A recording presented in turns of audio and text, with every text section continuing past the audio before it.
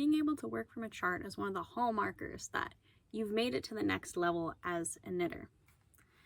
Now, reading a graph or a chart can be really intimidating, but I'm going to try to break it down for you and make it hopefully a lot easier to understand.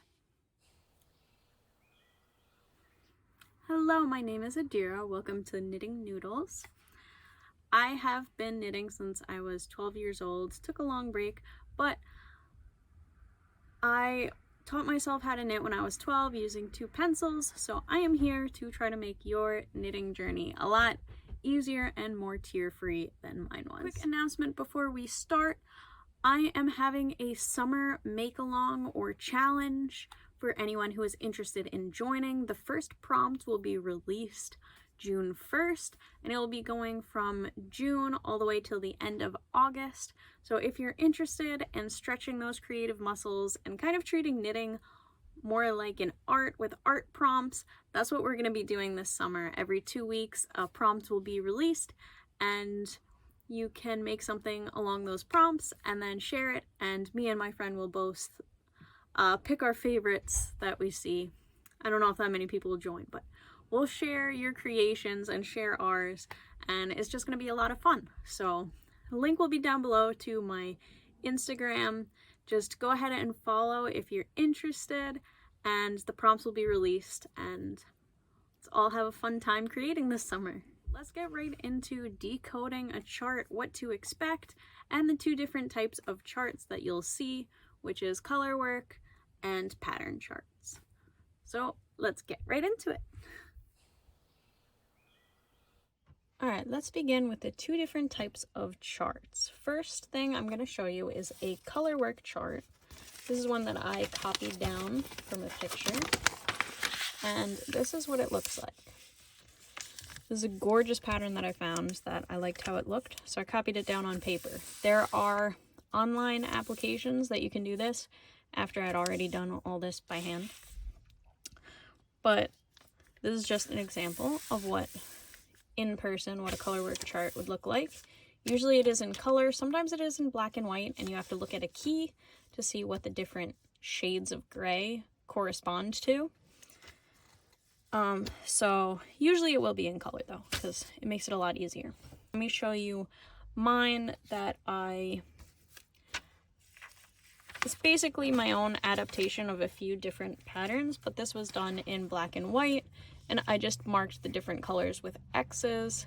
This is for this leg warmer right here, and this was knit in the round.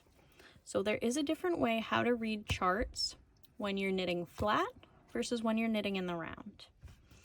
All right, so that is what color work looks like. It usually just denotes the different colors that you're going to do. It doesn't have anything fancy. It's just a basic pattern for you to go across. The next type of pattern is, or chart, is a pattern chart, which this is an example of what a pattern chart can look like. Now this can be very confusing, and there is an easy way to read it. You just have to remember a few rules. So let's start off with this one because this does look more complicated. So I'll break down what this pattern means. So as you can see, there's different spaces and dots, all that stuff. The most basic thing to remember is when you're reading a chart, you read from right to left. And you'll see that at the beginning. Usually the numbers will be there for when you knit right to left. If you are knitting in the round, it is always going to be from right to left. Right to left. However, you're knitting back and forth, you'll notice here, this way, the second row, you start reading here, and then you read backwards. And you continue like that, snaking around, reading back and forth. This really helps because it has the number on the side that you start reading from. It is not always like that. And now you would look at the key to be able to read this. So for this first row, that blank square means knit on right side, purl on wrong side. which they honestly don't even have to include because they have the wrong side already written out here. Sometimes they don't have that other row, so you just have to go based off this and keep going. First row is the right side. You'll see here, row 1, right side. You always have to pay attention to this because sometimes out of the blue, row 1 will be the wrong side. So just make sure that it's the right side so that you can easily read the chart. So for this is knit, purl, knit, purl, knit, purl, knit, purl, and then a whole block right here of stitches, knit, purl, knit, purl, knit, purl, knit, purl. Back the other way, we're going knit, purl, knit, purl, knit, purl, knit, knit. Then a whole stretch of just knits. And then you continue like that. Up here in these brackets, sometimes you'll see them like this on the side. Sometimes you'll see them surrounding a section in the middle of the stitch pattern. This is just a repeat. So this is saying from 5 to 13, this continues repeating. This is kind of the first 4 setup rows. This is the actual repeat pattern. So you continue this until the end of the piece. This is a cabled scarf. So obviously they're not gonna write out the entire thing because that would be way too long for this. That's what's great about charts. It abbreviates a very long pattern. So you would go from where that repeat starts and you'd continue the row repeat till it's the desired length or when it says to stop. If it's in the middle, so let's say this was in brackets and it would say on the top how many times you would repeat it. So let's say repeat 2 times or 2 times repeat. That would mean whatever's in those block parentheses, you'd repeat that however many times and then you'd go on to the next step. So that's how you go about that. You'd really just take it one step at a time. If you look at the whole chart, it looks really confusing. Just take it little bits, read it square by square, and it'll clear itself up. Now up here, there's a weird symbol right here. These are different cables. If you want to review how to cable, the link for that is going to be, I believe, on this side. You click over there to watch the cabling video and how to read cables. So this will kind of be decoded for you. This is nice because it doesn't say 6 cable. It's kind of divided for you. So 3 and then 3. If you know how to cable, you know what I'm talking about. If not, watch that video and it'll hopefully explain it a little bit better than I am right now. So that's the more complicated one. So that's how you read a pattern through a chart. And like I said, if it's knitted in the round, you ignore that zigzag rule. It's always going to be from right to left, right to left, right to left. That same rule applies for colorwork.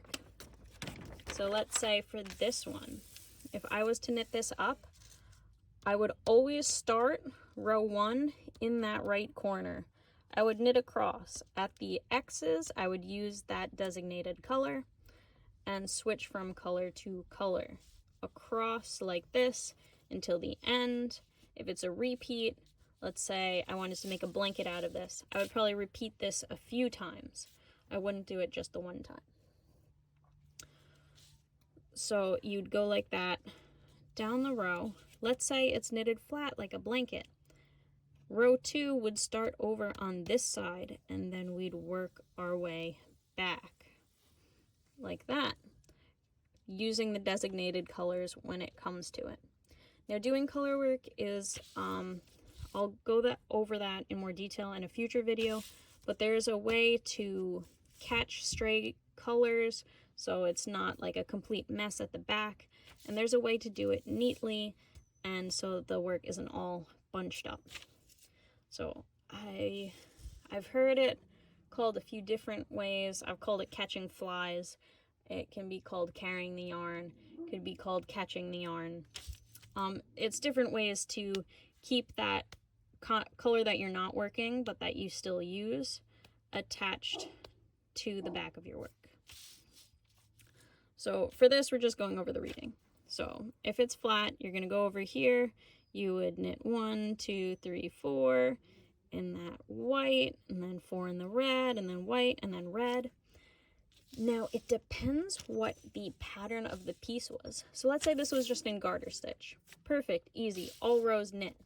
However, if this is a stockinette stitch piece, it's going to be a lot easier to work in the round. If it's worked in the round, it's going to be that back and forth, always from the right side, right to left reading. If you're working in stockinette stitch, like say a blanket, it's nicer in stockinette stitch. That purl side, that second row, is going to be purls. So you're going to be purling those 3 in red, knitting those, 4 in white, or purling those 4 in white. All of these colored stitches would be in purl. So you have to pay attention to what the pattern of your piece is. And on top of the pattern, you're adding the color work. So sometimes you'll have a color work pattern and you'll also have a pattern chart, or a color work chart and a pattern chart. So this is when it gets confusing, is when you have to multitask and do both at the same time. Usually color work is only in a section of the pattern chart, not usually the entire thing, but it does happen for more complicated pieces. So when that happens, you do have to like flip back and forth. You have to be really careful while reading the pattern, going really slow. But this is just showing the different colors that you're doing. It's not showing the actual pattern of the piece, while this is showing all the stitches that you have to do in order to make the piece that you're making. Now this that I showed is an example of a color work that I've done. This is done in the round. So when I'm reading my own pattern, I read it from right to left, right to left, right to left, right to left, because it is in the round, stockinette stitch, so always going to start from this side, because there's no need to work back. I am not crazy comfortable with charts myself, so this is just a few tips and tricks that has made me a little bit more confident with them, but by no means I'm not fluent. I have to go really slow and work my way through it because I do not want to mess up on a chart. And sometimes it is confusing. Like if you're working from a different language translation, like right now I'm working a baby bonnet that was originally written in French, and the English translation is terrible. A lot of times if you're getting that translation or that different knitting lingo, like English is very different from American abbreviations, and for charting, I believe it's also a little different.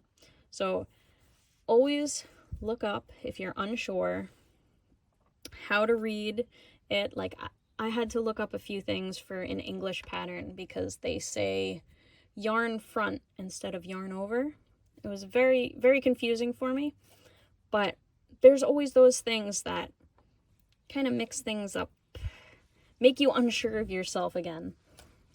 So just take small steps, go step by step. Don't look at the big thing and get overwhelmed and nervous and scared of it. Little by little, and charts are actually very simple, and they save a lot of space and time for you in the long run. Instead of having a long thing all written out, having that long thing all written out is more opportunities for you to mess up. It's in this short little block, is more manageable, and is actually easier to follow if you're going step by step. So I hope this was helpful, and I will see you all next week. Bye!